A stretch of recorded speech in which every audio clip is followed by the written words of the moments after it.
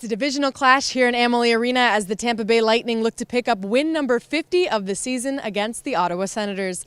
And this is a much different Ottawa team than what they saw in early November. Since the trade deadline, Ottawa has traded away 3 of their top point producers and relinquished Guy Boucher of his head coaching duties. Although the Lightning expect a very challenging game tonight, they'll look to reestablish themselves on home ice with a full 60-minute effort. The Lightning looking to keep their 8-game point streak alive against a New York Rangers team who's fighting to get back into the playoff picture. They currently sit 7 points out of that second wildcard spot, but Coach Cooper said after this morning's optional skate that teams like the Rangers can be some of the most dangerous to play at this point in the season. It's been nonstop action all day here in Amalie Arena for Hockey Day in Tampa Bay. Over 600 kids coming to play and celebrate the game of hockey on the same ice as some of their favorite Lightning players. We've had a chance to see everything from Lightning girls hockey to sled hockey, and the best local talent from the area compete in the Lightning High School Hockey League All-Star Game, East versus West, and it was the Western Conference that came away with a dominant 11-2 performance over the East. Caley, thank you for joining us tonight, and all these Jackets fans here, you can hear them. They expect a win in Game 3 tonight. What do you think we can see from the Lightning? Yeah, we can hear it. It's going to be loud in here in Nationwide Arena tonight. A huge game for Columbus, but also a pivotal one for the Lightning. Game 3, I think we can expect to see one of their best performances they're going to have to of the season. They're going to have to raise their intensity, their effort level, and try to get that first goal on the board and take the crowd out of this one early. Yeah, they were able to do it in Washington, D.C. last year after a couple of home losses. We'll see what they can do tonight. But I want to talk about Victor Hedman, because did he look like himself to you in the first couple of games? There were a couple of glaring instances where he just wasn't the Norris Trophy guy that we're familiar with seeing, and he hasn't played hockey in almost 2 weeks.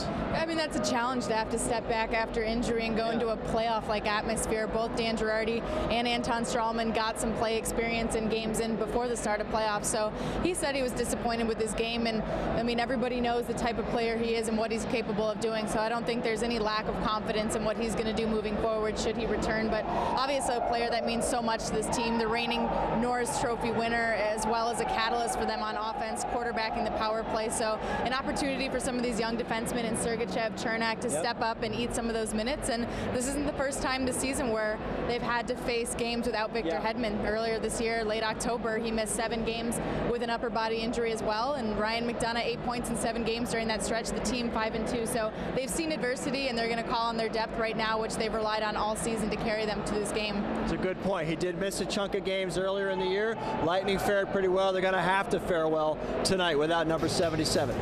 Hey Lightning fans, I'm Caley Chelios for Bolts TV alongside Lightning beat writer Brian Burns, and the Tampa Bay Lightning will look to continue their regular season dominance into the postseason in round 1, game 1 against the Columbus Blue Jackets. And Brian and I are here to take you into the series between these two teams as they meet up for the first time in the playoffs. Let's start with the good news, Brian, as Victor Hedman was on the ice this week for practice, a very encouraging sign according to John Cooper. Yeah. They did miss him for the remaining 4 games of the regular season on the road, but it looks like a good sign with him skating with the team. He did some skating on the ice as well while the team was away. But when you think back to your time just being a part of that expansion in '92 and to represent the Lightning for the very first time at an All-Star game, what sort of memories or emotions come back to you?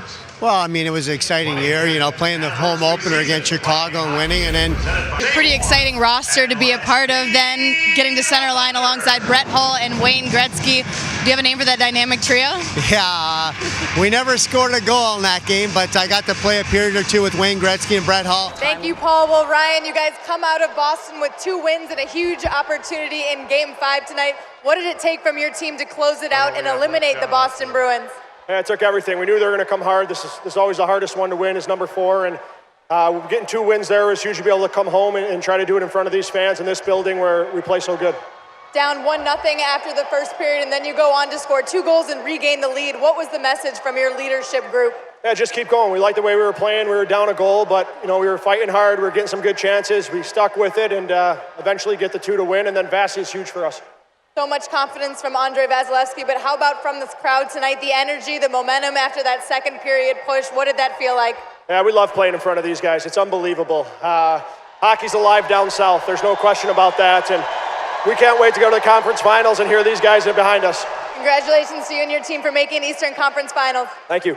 Fans, Brian Callahan. Dealing with injury, and you know it's survival of the fittest, but the Lightning, unfortunately, they were swept by the New Jersey Devils this season, but they played some tight games against them. They didn't play bad. It's just, as you've watched too, the New Jersey Devils are a great counter-attacking team. They play right, they play patient. They have a lot of young offense up there that have been playing really good this season. Taylor Hall, obviously, Nico Hischier, Palmieri, obviously, too, has been a huge part of their offense. And they're a team that when they get the lead, you don't want to exchange opportunities with them. When they get it, they can hold it, they can shut down in the third period, and that's what the Lightning experienced in their last couple games against them. Well, You're the perfect person to have here for this combo. Let me play devil's advocate. So what do you expect to see, Caley, in this third game from Team USA? Well, I think you mentioned it, and Amanda Kessel said it as well. They obviously had a little bit too much emotion, and it's the greatest rivalry in the sport. So I think you can expect that, but the physical play, I think it carried a little bit too much into Team USA's play, and they had to defend a lot in their own end in that game, having to give up 2 early power play goals. It was a special teams battle, and Team Canada came out on top in game 1. But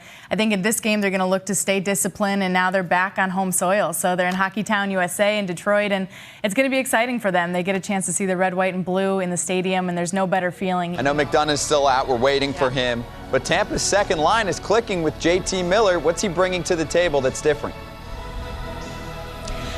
In their last game against the Panthers, that line along with Yanni Gourde and Braden Point combined for 5 points total. Gourde with a pair of goals, JT Miller with a goal, his second so far in 4 games with the Lightning. But I asked him at the intermission just, how were you guys able to come up with such great chemistry? And he said that their bread and butter was really just playing a simple game to open up the ice, and that's what they've done. Braden Point said this morning that he and Yanni Gourde really like to cycle the puck a lot, and JT Miller likes that cycling game as well, so they fit really well. When you just take the speed, skill, and tenacity and just the explosiveness of Yanni Gourde and Braden Point, and you pair that with a physical body like JT Miller, who's obviously done great since he's been traded. It's really worked out well for him, just being on that line, the 50-50 battles in the dirty areas of the ice. He's going hard to the net, and up front, that physicality is something the Lightning were looking to build off of and add a little bit more to. Hey Bolts Nation, I'm Caley Chelios, and we're joined with Lightning forward Braden Point for our very first edition of Coaching Caley. Braden Point is going to demonstrate how to properly tip and redirect the puck in front of the net. But before we get started, Braden, this is something you were really good at all last season. Your very first NHL goal came on a tip in front of the net. Your first 5 goals out of your first 11 were scored on redirections. It's really an art to be able to do it as well as you do. What are some of the keys to being successful? I think the first key is